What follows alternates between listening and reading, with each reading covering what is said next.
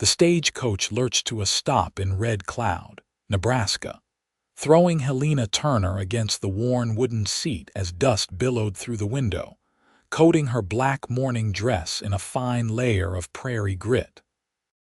She clutched the crumpled letter that had brought her here, the ink smudged from her nervous fingers, reading it over and over during the 3-week journey from Philadelphia. A mail-order bride arrangement she had entered into out of desperation, only to arrive and find the man who had sent for her, Jeremiah Walcott, had been trampled by his own horse 2 days before her arrival. The year was 1877, and Helena found herself alone in a frontier town with exactly $4 to her name and nowhere to go. The driver opened the door and helped her down, his weathered face sympathetic as he handed her the single trunk that contained everything she owned. "Sorry about your intended, miss. Town's got a boarding house if you need a place, but I will warn you, it is not cheap." Helena nodded, her throat tight with unshed tears. She had sold everything to pay for this journey, had burned every bridge in Philadelphia to escape her deceased father's gambling debts and the men who came collecting. There was no going back. She stood on the dusty Main Street, watching the stagecoach roll away, feeling more alone than she ever had in her 22 years. Red Cloud was smaller than she had imagined. A collection of wooden buildings clustered along a single main thoroughfare, with the vast Nebraska prairie stretching endlessly in every direction. The September sun beat down mercilessly, and she could see curious faces peering out from shop windows, already gossiping about the bride who arrived too late. She picked up her trunk, surprised by how heavy grief and uncertainty could make even familiar objects, and started walking toward what looked like a general store. The bell above the door chimed as she entered, and a plump woman with kind eyes looked up from behind the counter. "You must be Miss Turner. Word travels fast in a small town. I am so sorry for your loss, dear." Helena set down her trunk, her arms aching. "Thank you. I was hoping someone might know of work. I have some experience with sewing and bookkeeping." The woman's expression grew troubled. "I wish I could help, dear, but times are hard. Most folks do their own sewing, and the shops here barely keep their own books. The boarding house runs $3 a week, though. $3 a week would leave her destitute in less than 2 weeks. Helena felt panic rising in her chest but forced herself to remain calm. "Is there anything? Washing, cooking, cleaning?" "Most women do their own washing, dear, and the only restaurant closed last spring." The woman hesitated, then leaned forward conspiratorially. "There is one possibility, though it is not exactly in town. There is a man who lives up in the hills about 5 miles north. Keeps to himself mostly, comes down once a month for supplies. Name is Rafe Whitmore. He mentioned last time he was in that he was looking for someone to help with cooking and keeping his cabin, on account of his trapping and hunting keeps him away so much. But I do not know if he would want a woman up there alone with him. Might not be proper." Helena almost laughed at the word proper. She was a failed mail-order bride with no prospects and dwindling funds. Propriety seemed like a luxury she could no longer afford. "How would I find him?" "Take the north road until it turns to just a trail. Follow that into the hills. You will see smoke from his chimney before you see the cabin. But dear, you should know, Rafe Whitmore is not like town folk. He has been living alone up there for near about 5 years now. Some say he came west to forget something painful back east. He is not unfriendly exactly, but he is not the talking type either." Helena squared her shoulders. "I appreciate the warning, but I need work, and it sounds like he needs help. That seems like a fair arrangement to me." The woman studied her for a long moment, then nodded slowly. "You have grit. I will give you that. Tell you what, you can leave your trunk here, and I will have my husband drive you out there tomorrow morning, save you the walk with all your belongings. Tonight, you can stay in our back room, no charge. Consider it Christian charity." The unexpected kindness made Helena's eyes sting with tears. "I do not know how to thank you." "Thank me by being careful, dear. A woman alone with a strange man in the wilderness, well, it is not without risk." That night, lying on a narrow cot in the storeroom surrounded by barrels of flour and sacks of beans, Helena stared at the ceiling and wondered what kind of man lived alone in the hills, so separate from society. She thought about the life she had imagined with Jeremiah Walcott, a life that had been stolen before it could begin. She thought about the life she had fled in Philadelphia, her father's debts and the creditor who had looked at her in a way that made her skin crawl, suggesting she could pay what was owed in ways that had nothing to do with money. At least in the wilderness, she would be facing danger honestly, not dressed up in polite society's cruel euphemisms. The next morning dawned clear and bright, the kind of day that made the prairie look beautiful despite its harshness. The storekeeper's husband, a quiet man named Tom, loaded her trunk into his wagon and helped her up onto the seat. They rode north in comfortable silence, the town disappearing behind them as they climbed into the low hills that marked the beginning of the Western Territories. The trail grew narrower and rougher, winding through stands of pine and cottonwood. The air smelled different here, cleaner somehow, filled with the scent of sage and pine resin. Helena spotted deer moving through the trees and heard the cry of a hawk overhead. Despite her nervousness about the meeting ahead, she felt something in her chest loosen slightly. There was a freedom in this vast emptiness that Philadelphia's crowded streets had never offered. "There," Tom said, pointing ahead to where a thin stream of smoke rose above the tree line. "That will be Rafe's place." The cabin came into view as they rounded a bend, and Helena was surprised by how substantial it was. Not the rough shack she had imagined, but a solid log structure with a stone chimney and a wide porch. A corral held 2 horses, and she could see a well-tended garden plot off to one side, though it looked like it was being reclaimed by weeds. Split firewood was stacked neatly under the eaves, and various pelts hung stretching on frames near what looked like a work shed. A man stepped out onto the porch as they approached, and Helena's breath caught. Rafe Whitmore was tall and broad-shouldered, with dark hair that hung past his collar and a thick beard that could not quite hide a strong jaw. He wore buckskin pants and a simple homespun shirt, and even from a distance, she could see the wariness in his stance. He looked to be around 30, though the sun and wind had etched lines around his eyes that might have made him seem older. There was something about him that reminded her of the hawks she had seen earlier, something watchful and wild. Tom pulled the wagon to a stop and called out, "Morning, Rafe. Brought you a visitor." Rafe's eyes moved to Helena, and she felt pinned by his gaze. His eyes were a startling blue-gray, the color of storm clouds, and they assessed her with an intensity that made her want to squirm. Instead, she lifted her chin and met his stare directly. "I am Helena Turner," she said, proud that her voice did not shake. "Mrs. Porter at the general store said you might be looking for help with your cabin.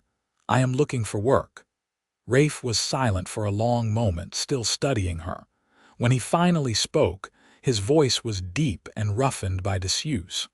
"You are the one who was coming for Jeremiah Walcott." It was not a question, but she answered anyway. "I was. He died before I arrived. Tough luck." His expression did not change, but something flickered in his eyes that might have been sympathy. "What kind of help are you offering? Cooking, cleaning, mending?" "Keeping house, so you are free to focus on your trapping and hunting. Mrs. Porter said you mentioned needing such help." "I said that to Mary Porter near about 2 months ago." And have you found someone since then? Another long silence. Behind her, Tom shifted on the wagon seat, clearly uncomfortable with the tension. Finally, Rafe shook his head. No. Then my offer stands. I need work, you need help. We can come to an arrangement. Rafe stepped down from the porch, moving with a fluid grace surprising for such a large man. Up close, Helena could see the sharp intelligence in his eyes, the careful way he held himself. This was not a simple mountain man, she realized. There were depths here, complications. You understand what you are proposing? He asked quietly. Living up here, miles from town, alone with a man you do not know, people will talk. People are already talking. I am a failed mail-order bride with no prospects and no money. My reputation is not exactly pristine at this point. Something that might have been amusement touched the corner of his mouth. Fair enough. But I will tell you straight, Miss Turner, I keep to myself for reasons. I am not looking for company or conversation. I need someone to keep the cabin livable and put decent meals on the table. That is all. That is all I am offering. He nodded slowly, then turned to Tom. Appreciate you bringing her out. Tell Mary she was right, as usual. Tom tipped his hat, clearly relieved to be leaving. He helped Helena down and unloaded her trunk before climbing back onto the wagon seat. You need anything, miss. You send word to town. Thank you, Tom. Helena watched him drive away, feeling a flutter of fear as the wagon disappeared around the bend. She was truly alone now with this stranger in the wilderness. Rafe picked up her trunk as if it weighed nothing and carried it toward the cabin. Come on then, I will show you around. The cabin's interior was dim and cool after the bright sunshine outside. One large main room served as living area and kitchen, with a massive stone fireplace dominating one wall. A rough-hewn table and chairs sat near the hearth, and she could see a simple cooking setup with iron pots and a Dutch oven. Shelves lined the walls, holding supplies and equipment, though everything was covered in a fine layer of dust. 2 doors led off the main room, presumably to sleeping quarters. That room on the left is yours, Rafe said, setting down her trunk. I take the one on the right. There is a stream about 50 yards behind the cabin for washing and water. I keep the pump primed if you need water for cooking. Garden is mostly gone to seed, but there is still some squash and beans if you know where to look. I hunt for most of our meat, but there is dried beef and some salt pork in the cold cellar out back. He moved to the fireplace and stirred the coals, adding a log. I am usually out at first light, sometimes do not return until dusk.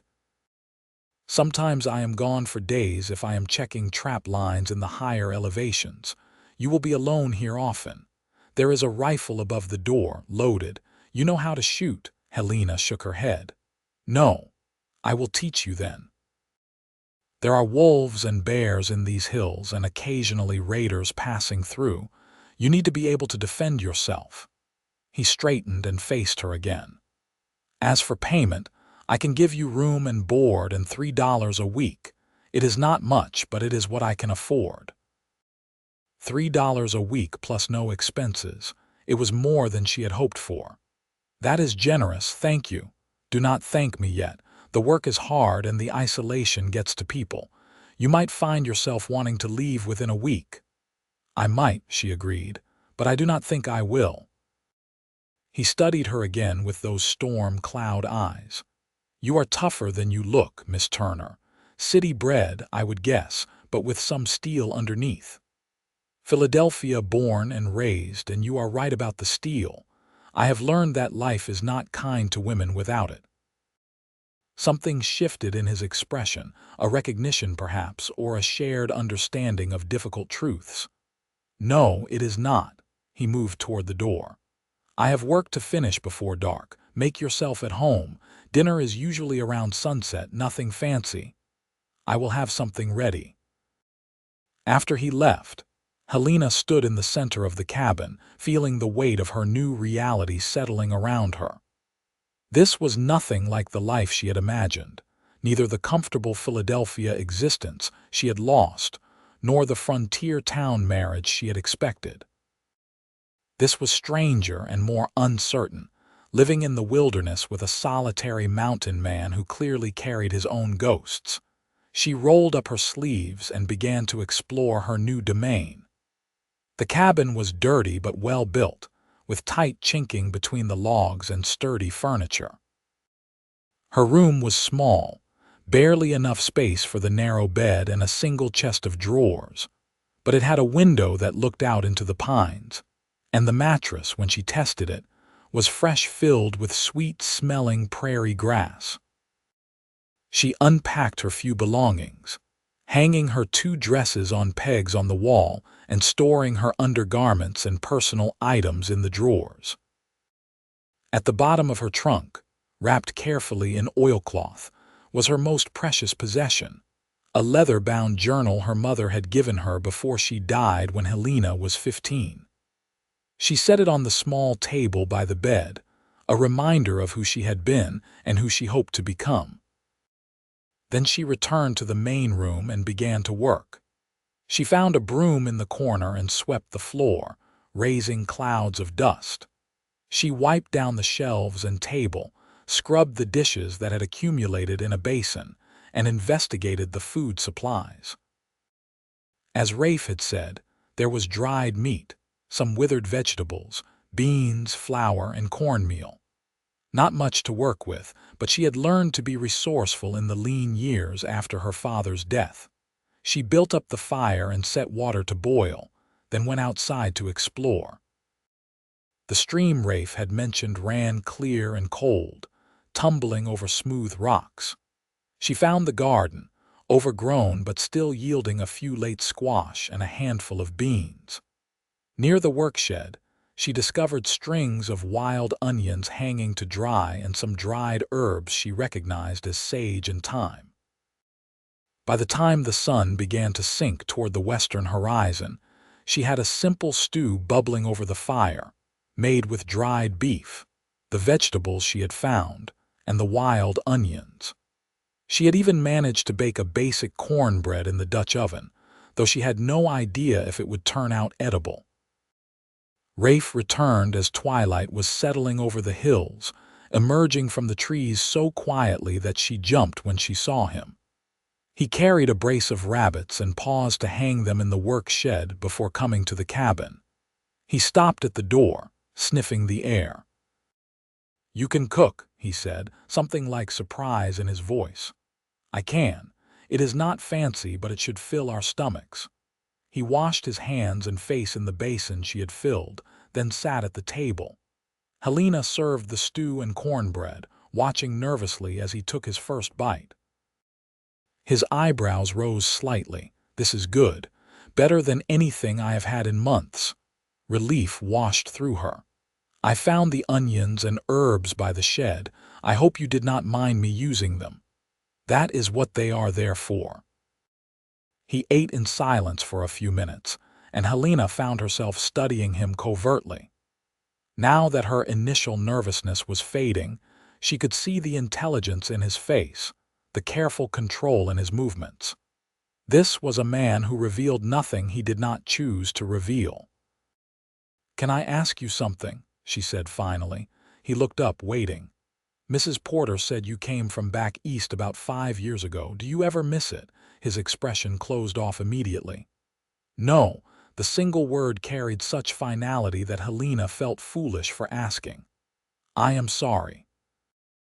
I did not mean to pry." He was silent for a moment, then sighed. "You are not prying. It is a natural question I just do not talk much about before. I came west to leave that life behind, and I succeeded. I understand that. I came west to do the same in a way." His eyes met hers across the table, and she saw recognition there. "Running from something.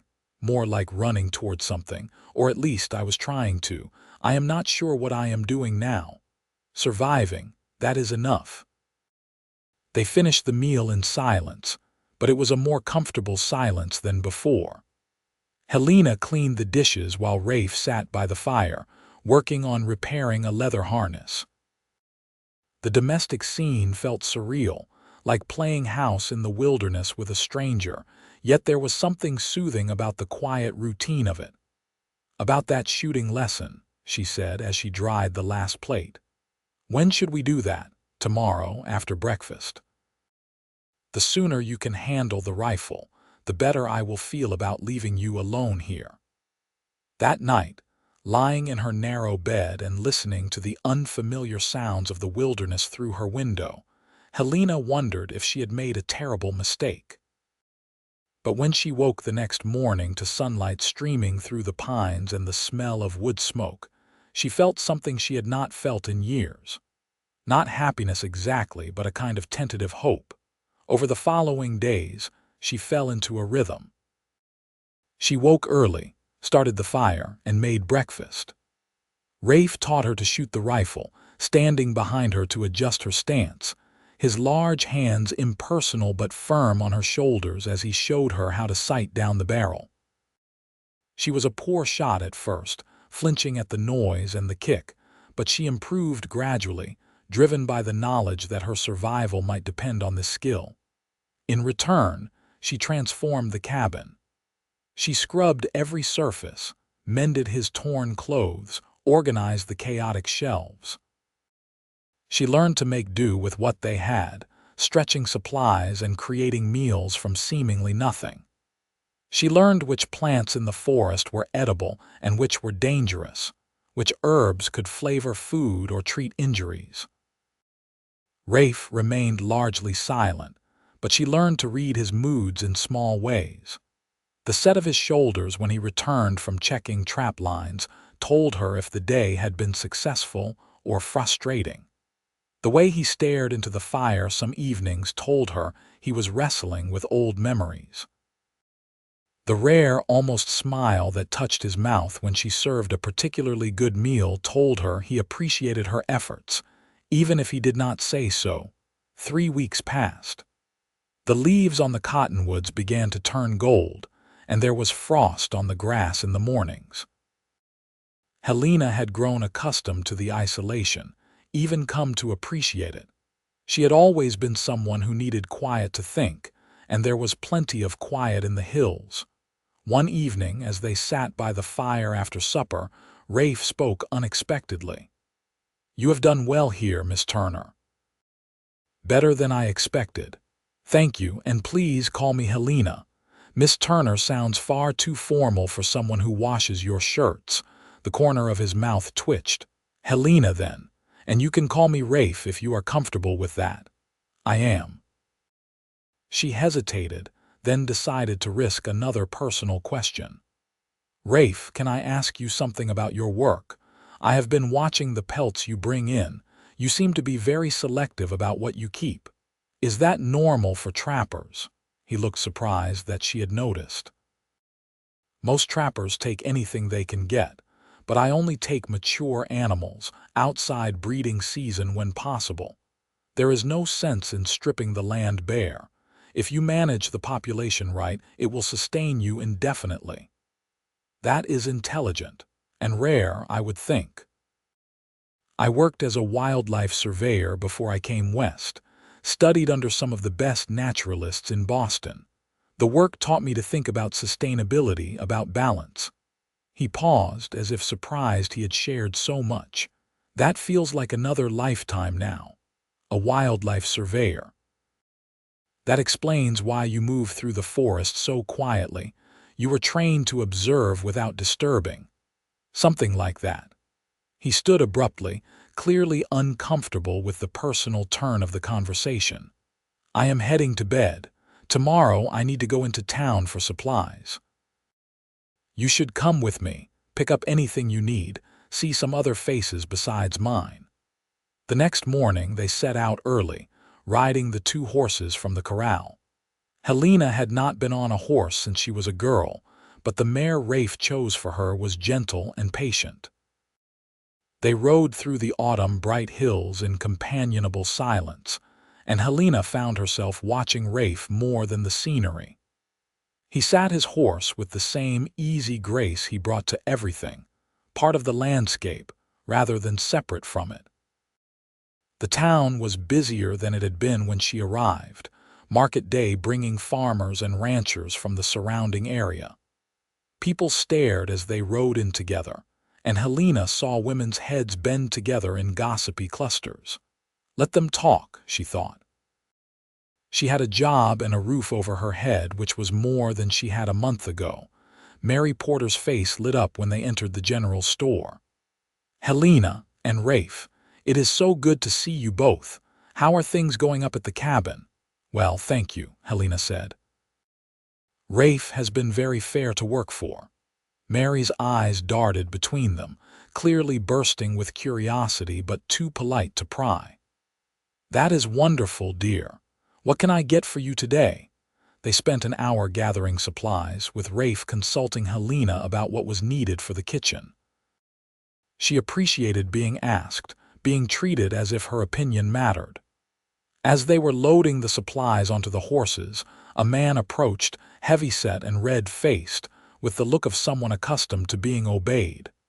Whitmore, he said, his tone making the name sound like an insult. Heard you have got a woman living up at your place now. Rafe's expression did not change, but Helena felt the sudden tension in him. That is right, Garrett.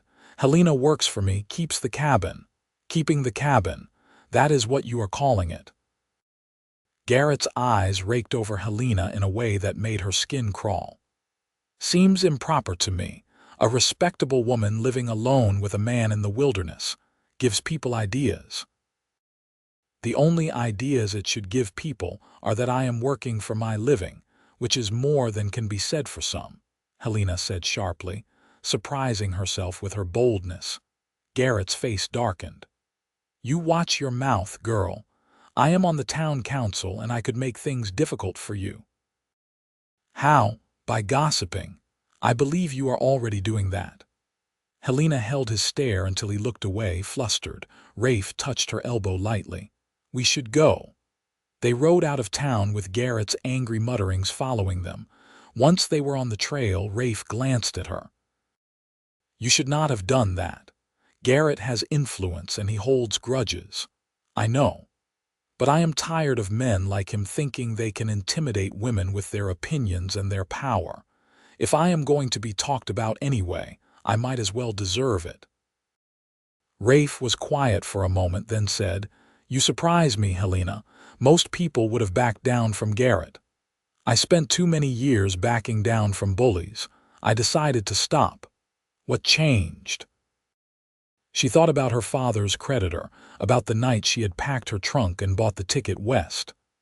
I realized that fear was not keeping me safe. It was just keeping me trapped. They rode on, the silence between them thoughtful now.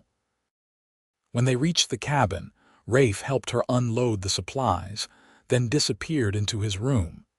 He emerged a few minutes later holding a small leather-bound book, which he handed to her. What is this? She asked. Field Guide to the Plants and Animals of the Nebraska Territory. I used it when I first came west. Thought you might find it interesting since you have been studying the land.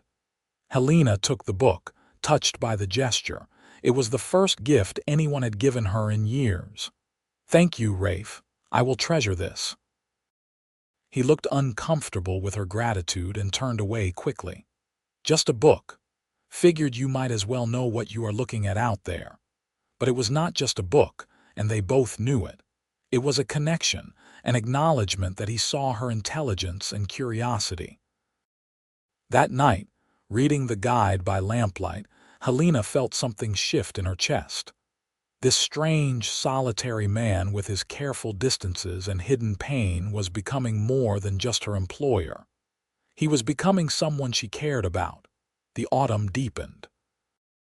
The days grew shorter and colder, and Rafe began preparing for winter with the methodical efficiency of someone who had survived harsh seasons before.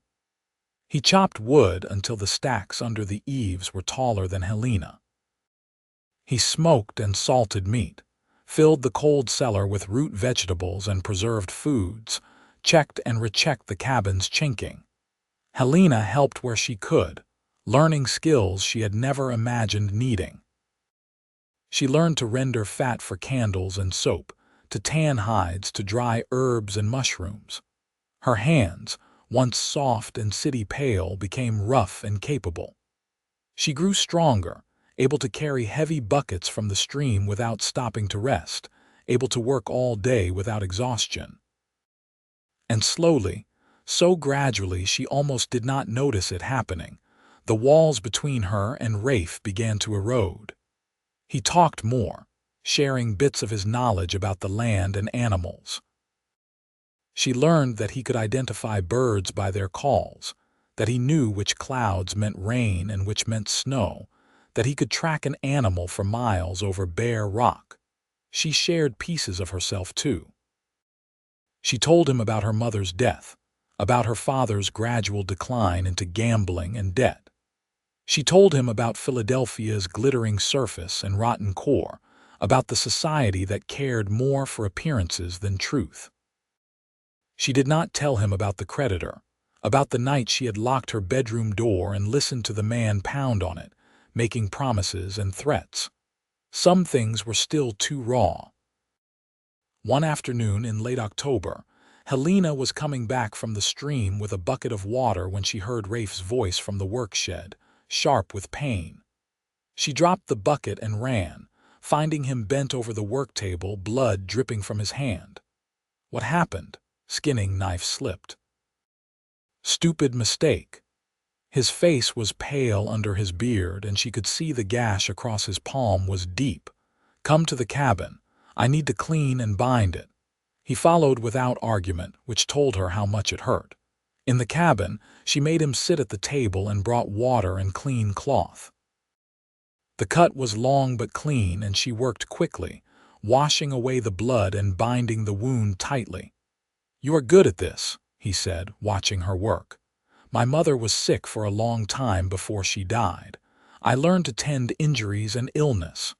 She tied off the bandage. "You will need to keep this clean and dry for at least a week, which means no skinning, no working in the cold water. I have traps to check, animals to process. Then I will help you. You can tell me what to do and I will do it. Helena, skinning and butchering is hard, bloody work. It is not something a lady should. I have been washing your blood out of my clothes and helping you treat the pelts for weeks now. I think I can handle a little more blood." She met his eyes firmly. "You need help and I am offering it. Let me." Over the next week, Helena learned skills that would have horrified her Philadelphia acquaintances. Rafe talked her through skinning rabbits and cleaning fish, through butchering a deer he had shot and processing the hide. He was a patient teacher, and she was a determined student. By the time his hand had healed enough to work, she could handle the basic tasks with competence if not skill. Something changed between them during that week. The work required them to be close, their hands often touching as he guided her through unfamiliar tasks.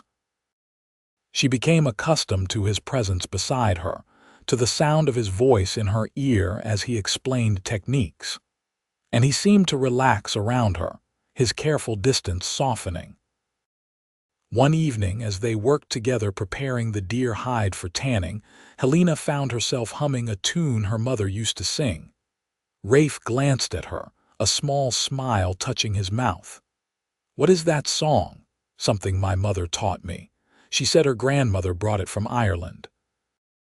I do not even know all the words anymore, just the melody. It is pretty. This place is too quiet sometimes. It is nice to hear music." The simple compliment warmed her more than it should have. "Rafe, can I ask you something personal?" His smile faded, but he nodded. "You can ask." "I might not answer. What made you leave Boston? You clearly had education, a good profession. Why give that up for this?" He was silent for so long she thought he would not answer. Then he said quietly, "I was engaged to be married. Her name was Margaret. She was beautiful, educated, from a good family. Everything a man was supposed to want. He paused, his hands stilling on the hide. 3 months before the wedding, I came home early from a surveying trip, found her in our home with another man. Someone from her own social circle, someone with better prospects than a wildlife surveyor who spent months in the wilderness. Oh, Rafe! Helena's heart ached for him. The worst part was not the betrayal. It was realizing she had never loved me at all. I was just a novelty to her, someone different and interesting. She told me I was too rough, too obsessed with my work, too silent. She wanted someone who would play society's games, attend the right parties, say the right things. He looked at Helena, his eyes bleak. She was right in a way. I never belonged in that world, so I left it, came west where a man could be himself without judgment. She was wrong, Helena said fiercely. There is nothing wrong with being genuine, with caring deeply about your work. She did not deserve you. Maybe, but it taught me a valuable lesson. People are not meant to be alone with each other. They are too complicated, too likely to hurt each other. Better to live simply, alone.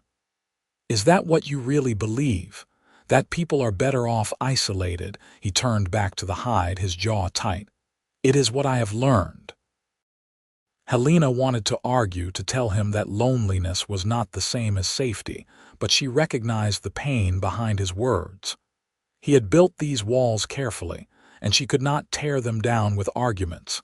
Instead, she said softly, "Thank you for telling me. I know it was not easy. You shared your pain with me. Seemed only fair to share mine." They worked in silence for a while, but it was a comfortable silence, the kind that came from shared understanding. Helena found herself thinking about what he had said about people being too complicated to be together. She had thought something similar after her father's death, after seeing how quickly friends disappeared when money ran out, how easily society turned its back on those who fell. But living here with Rafe, working beside him, learning from him, she was beginning to wonder if perhaps the complication was not in people themselves, but in the false structure society built around them. November arrived with the first real snow, a light dusting that turned the world clean and white. Helena woke to find Rafe already up, standing on the porch and staring out at the transformed landscape. "Beautiful, is it not?" she said, joining him. "Beautiful and dangerous. This is just a preview. By January, these hills will be buried under feet of snow. We will be completely cut off from town for weeks at a time. Does that worry you?" "No, I prefer the isolation, but I wanted to make sure you understand what you have signed on for. Once the deep snows come, there is no leaving. If you want to winter in town, you should go soon." Helena looked out at the snowy woods, then back at the cabin that had become her home. "I am not going anywhere, Rafe. This is where I want to be." Something flickered in his eyes, relief perhaps, or gratitude. "All right then. We will need to double our firewood supply and make sure the livestock shelter is reinforced. Winter up here is not forgiving." They worked hard over the next few weeks, preparing for the harsh months ahead. Rafe was right about the isolation. By mid-November, the trail to town was already becoming difficult to navigate, and by early December, it was impassable. They were truly alone now, two people in a cabin surrounded by a white wilderness. Helena had thought she might feel trapped, but instead, she felt a strange freedom. There were no social obligations, no judgments, no expectations beyond survival and companionship. She and Rafe fell into an easy routine, their days structured around the simple necessities of keeping warm, fed, and occupied. The long evenings were the best. They would sit by the fire after dinner, Rafe carving or repairing equipment while Helena sewed or read from the field guide. They talked more now, sharing stories and ideas. Rafe had a dry sense of humor that surprised her, and he seemed to enjoy making her laugh. She discovered he was well-read, able to discuss literature and philosophy with the same ease he discussed tracking and trapping. One particularly cold night in late December, as wind howled around the cabin and snow piled against the windows, they sat closer to the fire than usual, seeking its warmth. Helena was mending one of Rafe's shirts, and he was studying a map of the territory, planning next season's trap lines. "Rafe," she said suddenly, "I have been thinking about something." "What is that?" "When I first came here, I told Mrs. Porter that I was looking for work, but the truth is I was looking for more than that. I was looking for a purpose, for a place where I belonged. And I have found it here with you." He looked up from the map, his expression guarded. "Helena, wait, let me finish. I know when I arrived, I said I was only offering to keep house, and you said you were only looking for help with cooking and cleaning. But we both know this has become something more than that. We are partners here, sharing the work and the isolation, and I just want you to know that I am grateful. You have given me more than a job. You have given me a home." Rafe set down the map, his eyes searching her face. "You have become more than an employee to me as well. You are my friend, Helena. The first real friend I have had in a long time. Just a friend." The words slipped out before she could stop them, and she felt her face flush. The silence stretched between them, taut and electric. Rafe stood abruptly, running a hand through his hair. "Helena, I cannot offer you more than that. I told you about Margaret, about why I came west. I am not built for the complications of romance. I would only hurt you. What if I am willing to risk being hurt? I am not." His voice was harsh. "I have built a life here based on simplicity and isolation. I cannot go back to caring that deeply, to being that vulnerable again." Helena stood, facing him across the small space. "I am not Margaret. I am not asking you to return to society or change who you are. I am just asking you to consider that maybe, possibly, you do not have to be alone to be safe. You do not understand. I understand better than you think. You are afraid, so am I. I am terrified, actually. But I am tired of letting fear make my decisions for me." She took a step toward him. "I have been learning to shoot, to trap, to survive in the wilderness, all scary things, but they have made me stronger. Maybe taking a risk on caring for someone could do the same. Helena." Her name was a plea and a warning. "I am not asking you to decide anything tonight. I am just asking you to think about it, to consider that maybe we could be more than friends, more than partners, that maybe we could be something that neither of us can be alone." She left him standing by the fire and went to her room, her heart pounding. She had laid her feelings bare, and she had no idea how he would respond. She lay awake for hours, listening to him moving around the main room, hearing the creak of the floorboards as he paced. The next morning, Rafe was distant, polite but careful not to let their hands touch when he passed her things, not to sit too close by the fire. Helena gave him space, continuing her work and keeping her conversations light and practical. But the words hung between them, impossible to ignore. Christmas came and went, marked only by a simple meal Helena prepared from their dwindling supplies. She had managed to make a small cake using precious sugar and dried berries, and Rafe had brought in a small pine branch that they set on the mantel, decorated with bits of ribbon Helena had saved from her sewing. It was a modest celebration, but sitting across from Rafe at the table, seeing the appreciation in his eyes as he tasted the cake she had worked so hard to make right, Helena felt a deep contentment. This was more real than any of the elaborate Christmas parties she had attended in Philadelphia. "This mattered." "Thank you," Rafe said quietly. "This is the best Christmas I have had in years." "Me too," Helena admitted. "Strange as that might sound, not so strange. I think maybe the best things are the simplest ones. Food, warmth, good company." He hesitated, then added, "I have been thinking about what you said, about taking risks, about not letting fear make our decisions. Helena's heart began to beat faster, but she forced herself to remain calm. And you are right that I am afraid. Margaret hurt me badly, made me doubt my own judgment about people. But you are not her. You have proven yourself over and over these past months. Your strength, your determination, your kindness. You are not someone who would hurt another person carelessly. I would never want to hurt you, Rafe. I know that, just as I would never want to hurt you, but relationships are complicated and people hurt each other even without meaning to. He leaned forward, his eyes intense. I need you to understand something, Helena. I do not know how to be in a relationship. I barely know how to be around people anymore. If we take this step, if we become more than friends, I am going to make mistakes. I am going to be too quiet sometimes, too distant. I might retreat into myself when things get difficult. And I do not know how to be a wife, Helena said, her voice breaking slightly. I was engaged to be married to Jeremiah, but we never met. I have no idea how to share a life with someone, how to balance my needs with another person's needs. I will probably make just as many mistakes as you. Rafe reached across the table, his large hand covering hers. Then maybe we can learn together, make mistakes together, figure things out as we go.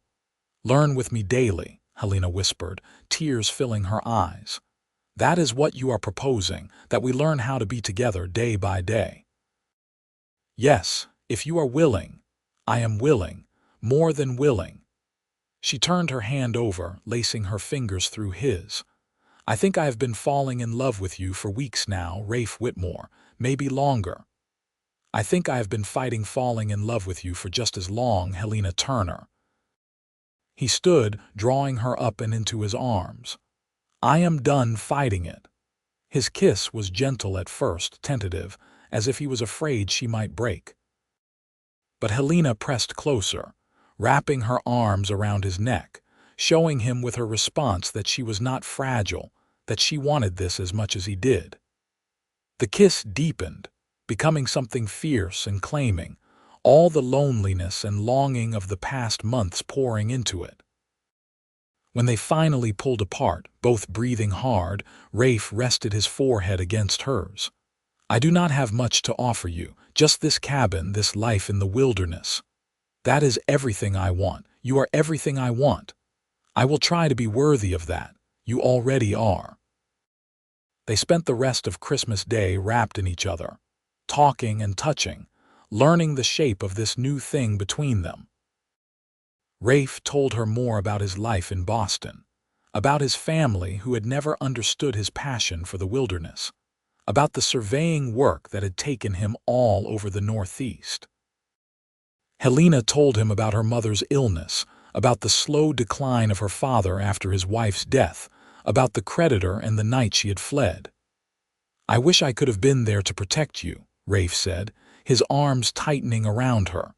You are protecting me now. You have given me a place where I can be strong, where I can be myself. You were always strong, Helena. You just needed a place where that strength was valued.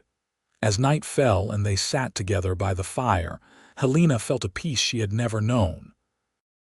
The wind howled outside and snow continued to fall, but inside the cabin it was warm and safe. She had found her home, not in a place but in a person. And that person was learning, just as she was, how to let someone in, how to be vulnerable, how to love. The rest of the winter passed in a haze of happiness. They moved through their days with a new ease, their partnership deepened by romance. Rafe taught Helena more wilderness skills, showing her how to track animals in the snow, how to predict weather by the clouds and wind. She taught him small domesticities he had forgotten, how to darn socks properly, how to make simple remedies from the herbs they had dried in the fall.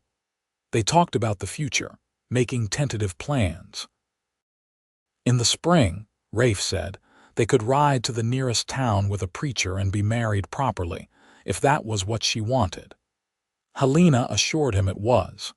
They discussed expanding the garden, maybe getting some chickens, even building an addition to the cabin eventually if they needed more space.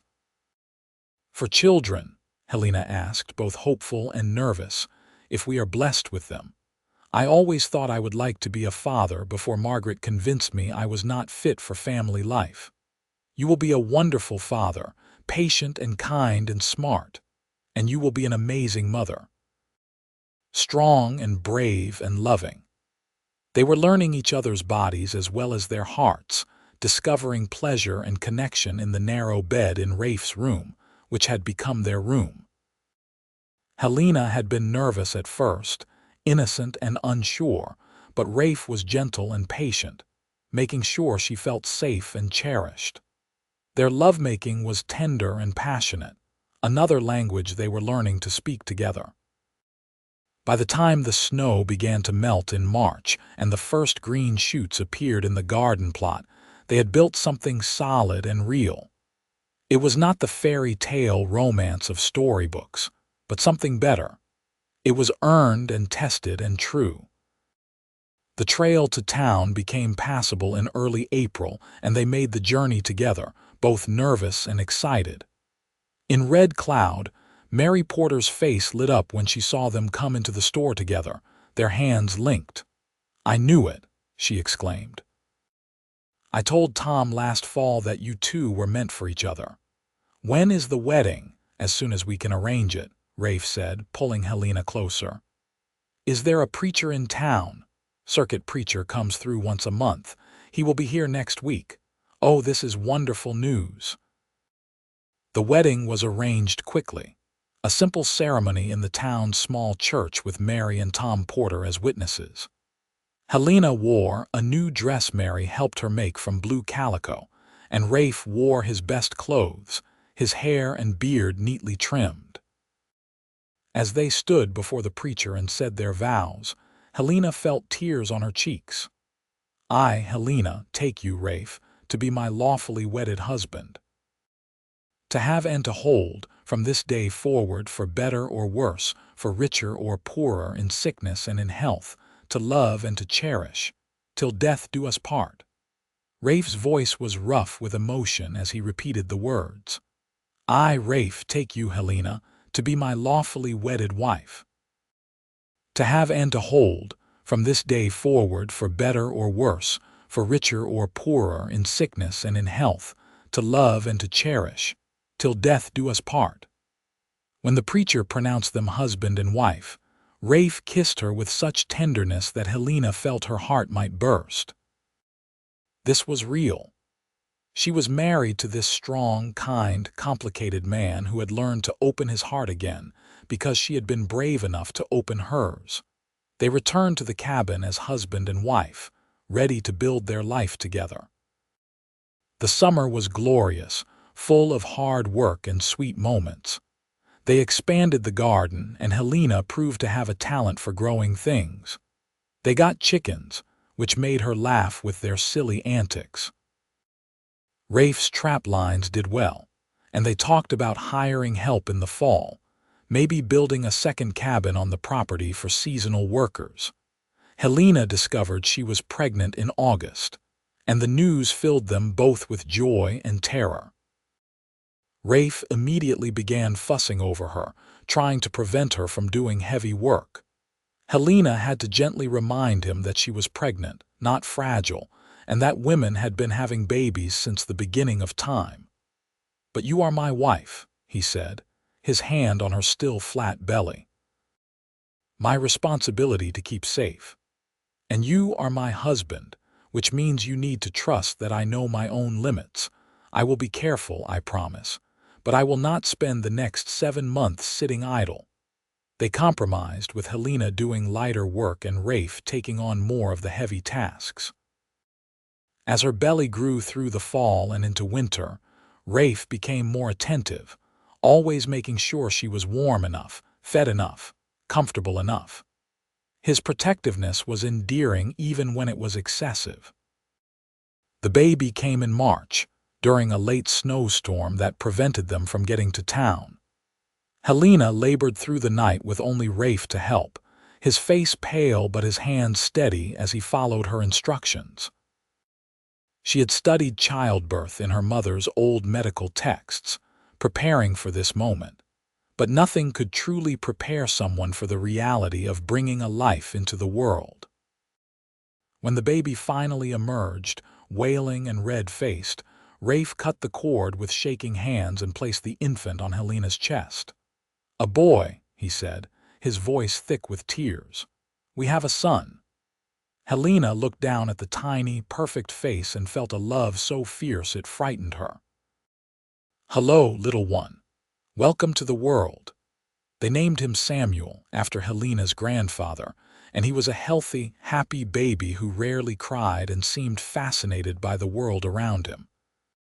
Rafe was a natural father, patient and playful, singing nonsense songs and making faces to coax smiles from Samuel. Watching her husband with their son, Helena felt her heart might overflow with happiness. The years passed in a beautiful rhythm. Samuel grew strong and curious, learning to walk in the cabin and taking his first steps outside on a bright spring day. They had a daughter 2 years later, whom they named Clara after Rafe's mother. She was fiercer than Samuel, demanding and determined from birth, with her mother's dark eyes and her father's stubborn chin. Rafe's trapping business grew successful enough that they hired seasonal help, a young man from town named Jacob who proved reliable and hardworking. They built the second cabin, and Jacob lived there during the working season, giving them both help and privacy. Helena started a small medicinal herb business, growing and drying plants that she sold to the general store and to other towns in the region. She became known for her knowledge and skill, and people began to seek her advice for injuries and illnesses. She was becoming part of the community in a way she had never been in Philadelphia, valued for what she knew and could do rather than her social connections. Samuel was 5 and Clara 3 when Helena discovered she was pregnant again. This pregnancy was harder than the previous 2, and she was often tired and nauseated. Rafe worried constantly, but Helena assured him everything was fine, just different. The twin girls were born in October, during the golden days of autumn. Rose and Lily, identical except for a small birthmark on Rose's left shoulder. The cabin was suddenly full to bursting with children, and the noise and chaos was both exhausting and wonderful. "I never imagined this," Rafe said one evening, sitting by the fire with Rose sleeping on his shoulder and Lily in Helena's arms, while Samuel read a book and Clara played with her doll. "This much life, this much love." "Neither did I," Helena admitted. "When I stepped off that stagecoach 8 years ago, I was lost and afraid and alone. And now look at us. You built this, Helena. Your bravery, your willingness to take a risk on a broken mountain man. We built this together. You taught me that I could be strong. I taught you that you could be vulnerable.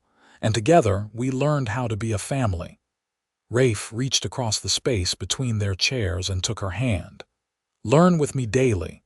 That is what I asked you, and you have every day for 8 years. And I will keep learning with you for the rest of our lives." The children grew. Samuel developed his father's love for the wilderness and his mother's quick mind, spending hours studying plants and animals. Clara inherited Helena's fierce independence and Rafe's practical skills, able to skin a rabbit by the time she was 6. The twins were inseparable, speaking their own language and moving through the world as a unit. The cabin was expanded twice more, growing into a rambling structure that sprawled across the hillside. The garden became a small farm, with a cow and pigs joining the chickens. The medicinal herb business grew successful enough that Helena was able to hire help from town, teaching young women the skills her mother had taught her. Rafe's surveying background became useful in unexpected ways.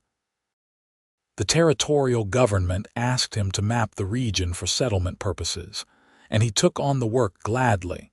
happy to use his education again. Samuel often went with him on surveying trips, learning the trade and bonding with his father. Helena sometimes thought about the woman she had been, stepping off that stagecoach in her morning dress, clutching a crumpled letter. That woman had been terrified and desperate, running from one life toward an unknown future. She could never have imagined the life she would build, the love she would find, the family she would create. Years turned into decades. The children grew into adults, making their own lives while staying close to home. Samuel married a teacher from Red Cloud and built a cabin on the property, continuing his father's work. Clara shocked everyone by deciding to become a doctor, traveling to medical school back east before returning to practice in Red Cloud. The twins married brothers and moved to a nearby town, but visited often with their growing families. Rafe's hair turned white, and Helena's face lined with the marks of a life well lived. But they were still strong, still active, still learning from each other daily.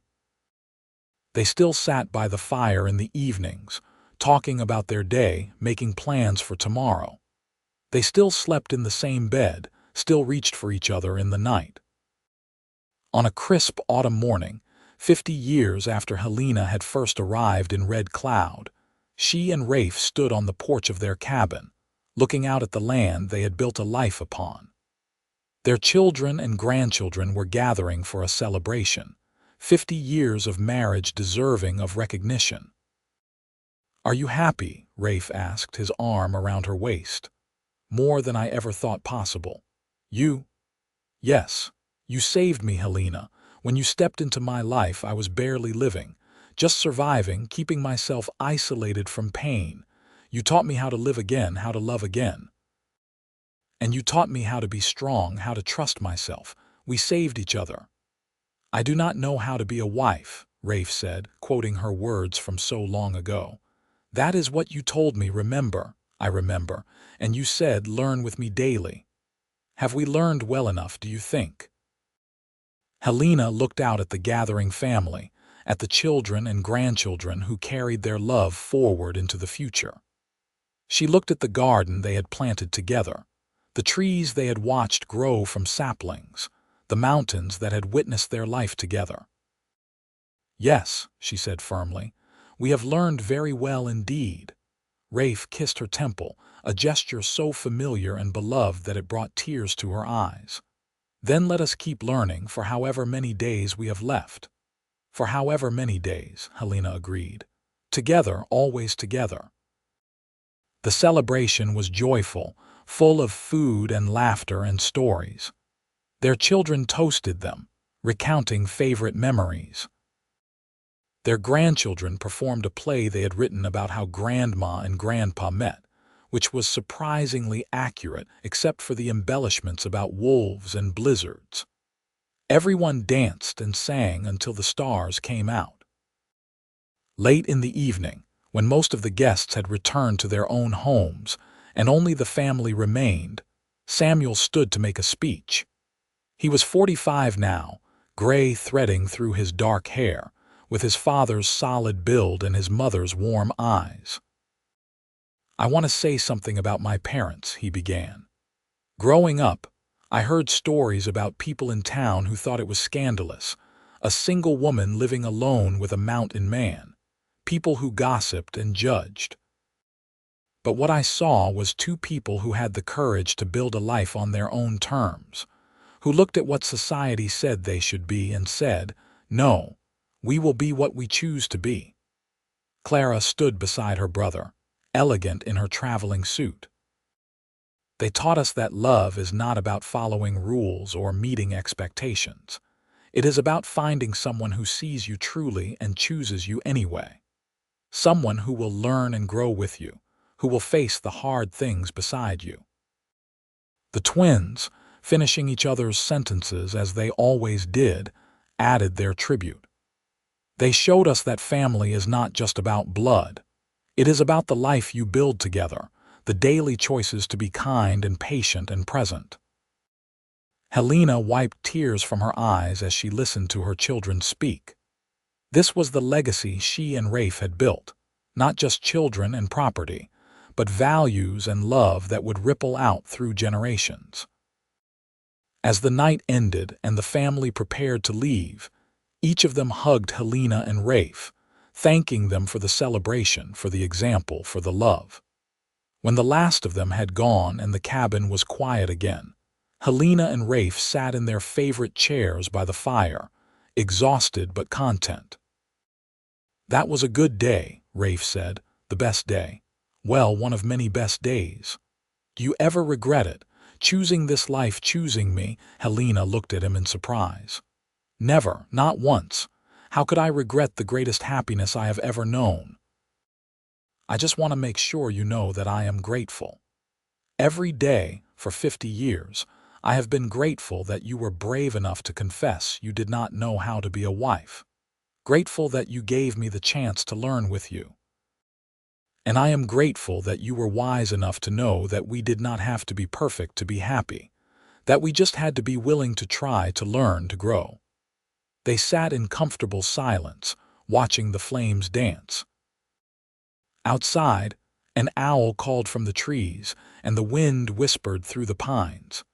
This cabin had been their sanctuary, their school, their home. Within these walls, they had learned to trust, to love, to be vulnerable. They had raised children and weathered storms, celebrated triumphs and comforted each other through sorrows. "What do you think happens next?" Helena asked softly. "Next, we keep living, keep learning. We watch our grandchildren grow, maybe see great-grandchildren. We tend our garden and take care of each other. We grow old together. We are already old, Rafe. Then we grow older together, until we cannot anymore, and then we will face that together too."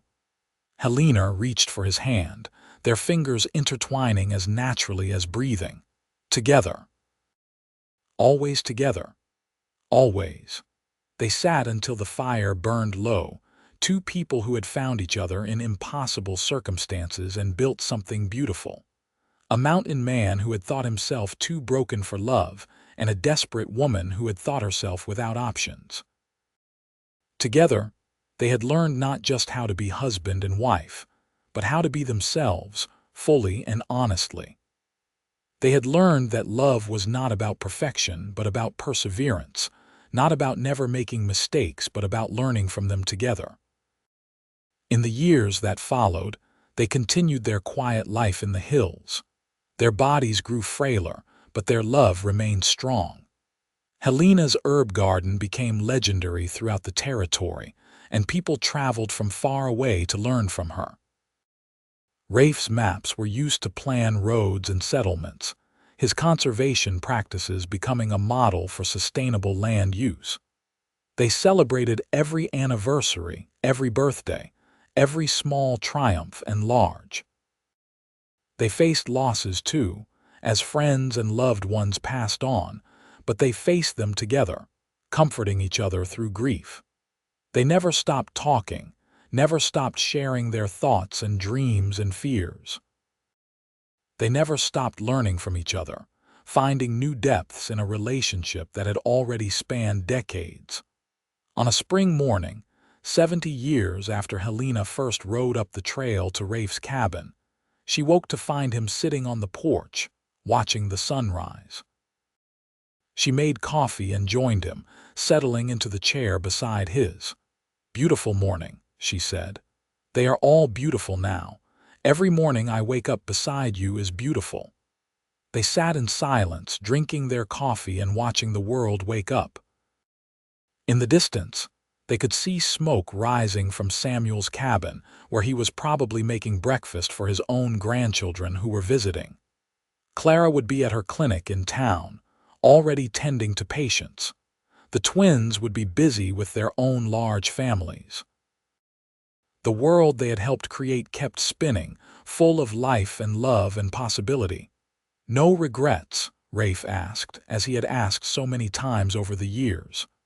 "Not a single one," Helena answered, as she always did. "You, only that I did not find you sooner." Think of all the days we could have had together. We had exactly the days we were meant to have, and they were enough, more than enough. Rafe set down his coffee cup and took her hand. I love you, Helena Whitmore. I have loved you since that first winter when you refused to back down from Garrett, when you insisted on learning to shoot and skin rabbits and survive in the wilderness. I have loved you through 4 children and 9 grandchildren, and more memories than I can count. I will love you until my last breath and beyond, if such things are possible. They are possible, Helena said, tears streaming down her weathered cheeks, because I will love you the same way. You were my salvation, Rafe, my teacher, my partner, my greatest love. Everything good in my life came from the day I found you. We found each other. Yes, we found each other. They sat on the porch until the sun was high, talking about everything and nothing, remembering the past and dreaming about the future their family would have. When they finally went inside, it was to begin another day of the ordinary, extraordinary life they had built together. Cooking and cleaning, tending and working, all the simple tasks that made up a life.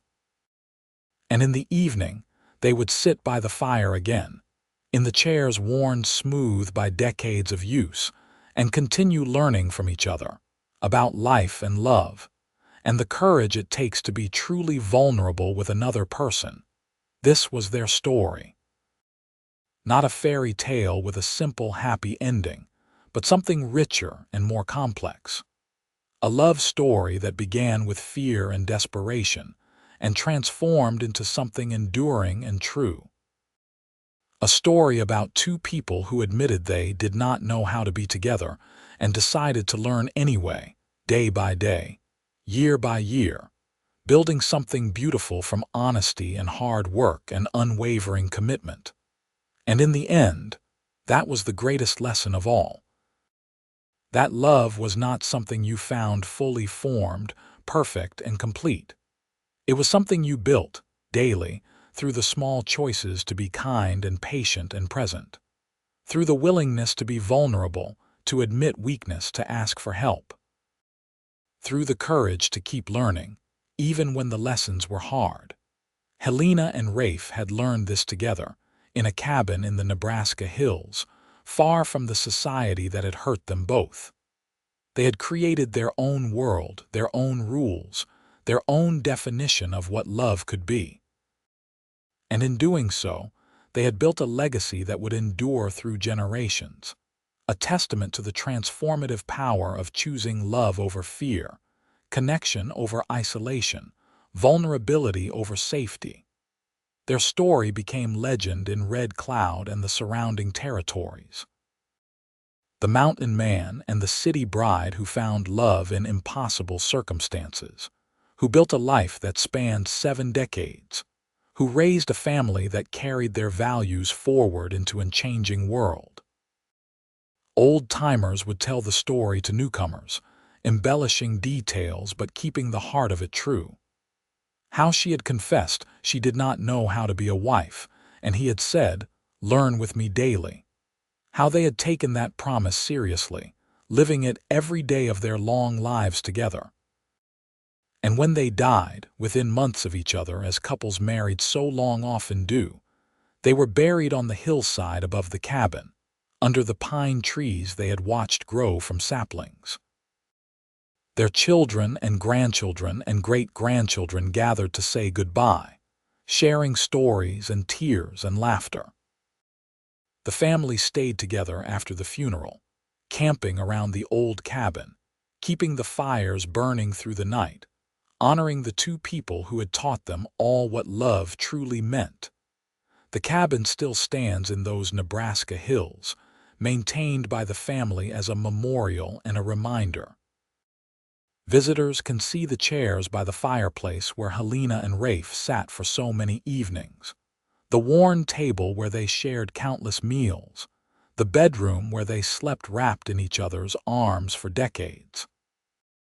They can walk the trails Rafe used for his trap lines, see the garden Helena planted and tended. They can feel the love that still seems to linger in those rooms, in the very logs that made up the walls. Because some love is strong enough to outlast death, to become part of the land itself. Helena and Rafe's love was that kind of love. Born in desperation and fear, tempered by hardship and work, strengthened by daily choices and unwavering commitment. It was not perfect love, because perfect love does not exist in this imperfect world. But it was real love and true love and enduring love, and that, in the end, is the only kind of love worth having. The kind built daily, learned through trial and error, earned through patience and forgiveness and grace. The kind that begins with a confession of not knowing and an invitation to learn together, and continues through all the days and years that follow, until death and beyond. This was the story of Helena Turner and Rafe Whitmore, the city bride and the mountain man. Two broken people who found each other and became whole. Two people who admitted they did not know how to love and decided to learn anyway, day by day, teaching and being taught, growing and changing and building something beautiful from their shared willingness to be vulnerable. Their love was a testament to the human capacity for growth, for change, for choosing connection over isolation. It was proof that it is never too late to open your heart, never too late to risk being hurt for the chance of being loved. That the most extraordinary lives are often built from the simplest foundations: honesty, kindness, commitment, and the daily choice to show up for the person you love. And so their story ends not with a dramatic flourish, but with a simple truth. That love is learned day by day through the willingness to keep trying, keep growing, keep choosing each other despite fear and doubt and all the reasons it might seem easier to stay closed off and safe. Helena and Rafe learned this together, in a cabin in the wilderness, far from the world that had hurt them. And in learning it, they found not just love but themselves, becoming more fully human through the courage to be truly known by another person. Their legacy lives on in their descendants, in the land they tended, in the story that is still told around fires on cold Nebraska nights. The story of how a woman confessed she did not know how to be a wife, and a mountain man said, "Learn with me daily." And how they did, for 70 beautiful years, building a love that would outlast them both, a love that would inspire generations to come, a love that proved beyond all doubt that the greatest adventures begin not with certainty but with the willingness to learn, to grow, and to take the journey together into the unknown.